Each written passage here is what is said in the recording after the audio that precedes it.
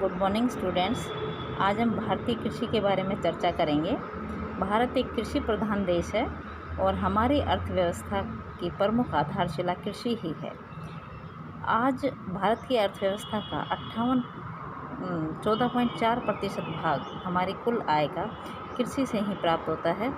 हमारे देश के 58% जनसंख्या की आजीविका कृषि से ही चलती है, इसलिए कृषि हमारे लिए बहुत महत्वपूर्ण है। और कृषि में भी सबसे अधिक महत्वपूर्ण है दो प्रमुख खाद्यान्न फसलें, चावल और गेहूँ। तो आज हम चावल, जो भारत की प्रमुख और महत्वपूर्ण खाद्यान्न फसल है, उस पर चर्चा करेंगे। चावल हमारी सबसे महत्वपूर्ण खाद्यान्न फसल है, जिस पर भारत की आधी से भी अधिक जनसंख्या निर्भर करती है। चीन के बाद भारत विश्व का दूसरा चावल उत्पादक बड़ा देश है। विश्व का 21% चावल भारत पैदा करता है। भारत की कुल कृषि भूमि के 23% भाग पर चावल बोया जाता है। 150 सेंटीमीटर से अधिक वार्षिक वर्षा वाले इलाकों में चावल प्रमुख आहार है।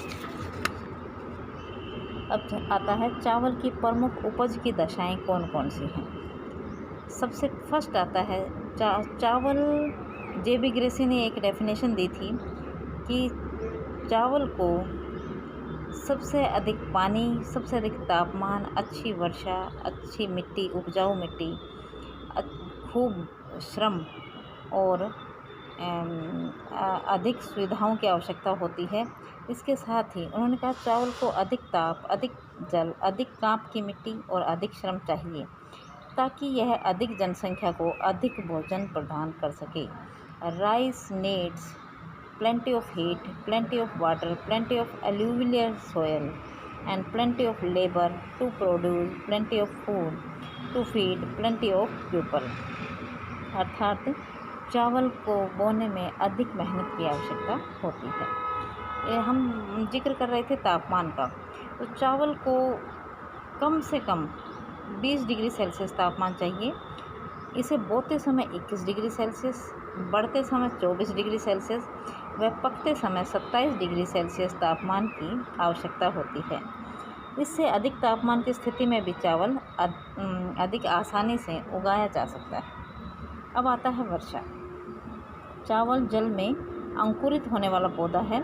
इसे बोते समय 20 से 30 सेंटीमीटर पानी खेत में भरा होना चाहिए। चावल की फसल के लिए 125 से 200 सेंटीमीटर वार्षिक वर्षा अनुकूल होती है।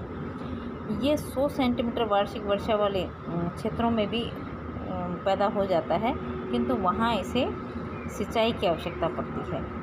बुआई के समय वर्षा अधिक होनी चाहिए, जबकि जैसे जैसे ये पकता जाता है वर्षा की आवश्यकता कम होती जाती है। अब आता है मिट्टी। चावल के लिए उपजाऊ मिट्टी की आवश्यकता होती है।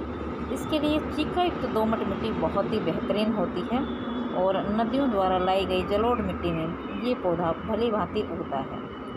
अब आता है भूमि। इसके लिए हल्के ढाल वाले मैदानी भाग बहुत अनुकूल होते हैं। ये डेल्टों व बाढ़ के मैदानों में खूब फलता फूलता है। नेक्स्ट है श्रम। इसे हो कल्चर भी कहा जाता है, अर्थात खुरपे की कृषि। बहुत सारा काम मशीनों से न होकर हाथ से करना पड़ता है, जैसे भूमि की जुताई, पौधों का प्रतिरोपण, फसल की कटाई, धान का छिलका हटाने व कूटने की प्रक्रिया, ये सब काम हाथों से होता है। शायद इसीलिए इसे हो कल्चर या खुरपे की कृषि कहा जाता है। अर्थात चावल की कृषि के लिए अत्यधिक श्रम की आवश्यकता होती है। यही कारण है कि चावल अधिकांशतः घनी जनसंख्या वाली आबादी में बोया जाता है। चावल की विशेष आवश्यकताओं का उल्लेख इसीलिए जे.बी. ग्रेसी महोदय ने किया है। अब आता है चावल की किस्में। यद्यपि चावल की 200 से भी अधिक वैरायटीज़ हैं, किंतु मुख्यतः निम्न भूमि चावल या दलदली चावल, नंबर 2 उच्च भूमि या पहाड़ी चावल मेन होता है। निम्न भूमि पर उत्पन्न किया गया चावल वो स्वादिष्ट होता है। इसकी प्रति हेक्टेयर उपज भी अधिक होती है। भारत का अधिकांश चावल निम्न भूमि का चावल है। अब आता है चावल को बोने की विधियाँ। विधियों में नंबर 1 है प्रतिरोपण विधि या ट्रांसप्लांटेशन मेथड होता है। ये विधि सबसे अधिक यूज़ में लाई जाती है और दक्षिणी पूर्वी एशिया के लगभग सभी देशों ने ये विधि अपनाई हुई है। यह विधि उन क्षेत्रों में अपनाई जाती है जहाँ वर्षा पर्याप्त मात्रा में हो और मिट्टी अधिक उपजाऊ होती है। इस विधि में प्रति हेक्टेयर उपज का उत्पादन सर्वाधिक होता है। सबसे पहले इसमें चावल को नर्सरी में बोकर पौध तैयार की जाती है। 40 दिन में ये पौध तैयार हो जाती है और तत्पश्चात इसे खेतों में और प्रतिरोपित कर दिया जाता है। अनिश्चित वर्षा वाले क्षेत्रों में शुष्क नर्सरियाँ तैयार की जाती हैं जिन्हें 70 दिन के बाद प्रतिरोपित किया जाता है। अच्छी वर्षा में पौध 25 से 30 सेंटीमीटर ऊंचे हो जाते हैं। नेक्स्ट है हल चलाकर। ये प्राचीन विधि है। इसमें हल चलाए जाते हैं और नाले में चावल का बीज बोए जाते हैं। इस प्रकार के कार्य में को 2 व्यक्ति करते हैं। ये विधि शुष्क प्रदेशों में अपनाई जाती है और इसमें प्रतिरोपण विधि की अपेक्षा उपज कम होती है। नेक्स्ट है दाने बिखेर कर या छिटक कर। यह अत्यंत प्राचीन विधि है और ये बहुत सुगम व सस्ती है, किंतु इसमें उपज या उत्पादन भी बहुत कम होता है। इसमें हाथ से ही दाने खेत में बिखेर दिए जाते हैं। और नंबर 4 जापानी विधि। इसके अंतर्गत अधिक उपज देने वाले उन्नत बीजों का प्रयोग किया जाता है। इन बीजों को नर्सरी में लगाकर बाद में पौधों को पंक्तियों में लगा दिया जाता है और खरपतवार निकालने में जिससे हमें आसानी बनी रहती है। अधिक उपज प्राप्त करने के लिए बड़ी मात्रा में इसमें उर्वरकों का प्रयोग किया जाता है और चावल उत्पादक इलाकों में इस विधि का प्रयोग सफलतापूर्वक किया गया है। अब आता है हमारे चावल का वितरण। चावल का वितरण भारत में किस प्रकार है।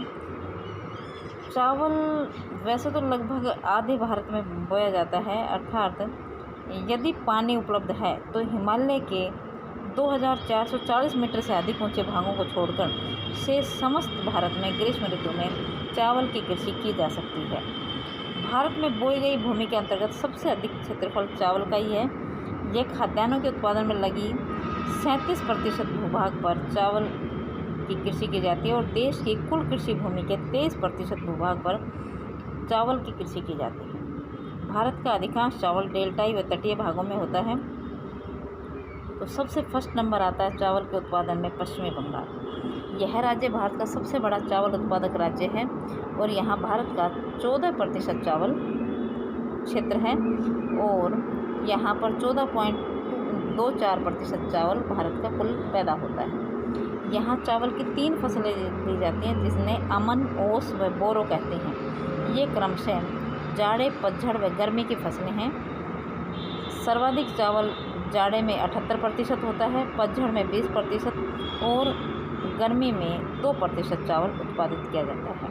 प्रमुख जिले मिदनापुर, बांकुरा, फरीदपुर व बर्धमान हैं। नंबर 2 उत्तर प्रदेश। उत्तर प्रदेश में हरित क्रांति के बाद चावल में विशेष उन्नति हुई है और यहाँ 6 से 8% चावल का उत्पादन किया जाता है देश का। और यहाँ पर उन्नत सिंचाई सुविधाओं से और अच्छे बीजों के प्रयोग और उर्वरकों से यहाँ चावल अधिक उत्पादन होने लगा है। यहाँ पर देहरादून, सहारनपुर, देवरिया, गोरखपुर, लखनऊ, बहराइच, गोंडा, बस्ती व पीलीभीत, रायबरेली में चावल का उत्पादन होता है। नंबर 3 आंध्र प्रदेश। यह भारत का 12.36% चावल पैदा करके तीसरे स्थान पर है।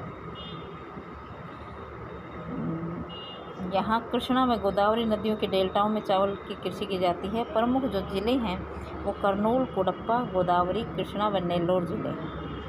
नेक्स्ट है बिहार। बिहार में चावल का उत्पादन लगभग 8.58% होता है। यहाँ की 40% कृषि भूमि पर चावल बोया जाता है। यहाँ सारण, श्योहार, चंपारण, गया, दरभंगा, पूर्णिया व मुजफ्फरपुर जिलों में राज्य का 80% चावल पैदा होता है। नेक्स्ट है तमिलनाडु।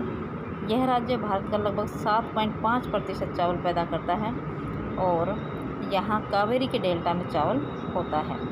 पंजाब में भी अब उत्पादन बढ़ रहा है। 1966 के बाद, हरित क्रांति के बाद यहाँ पर क्रॉपिंग पैटर्न में चेंज आया है और ये एक बड़ा उत्पादक राज्य बन गया है। भारत में ये चावल के कुल उत्पादन का 11.29% पंजाब में उगाया जाता है और ये उच्च कोटि का चावल है। इसके अतिरिक्त छत्तीसगढ़, मध्य प्रदेश, महाराष्ट्र, असम व हरियाणा व केरल के कुछ जिलों में भी चावल का उत्पादन होता है। भारत में चावल प्रमुखतः तटीय प्रदेशों में अधिक खाया जाता है और यहाँ पर चावल का उत्पादन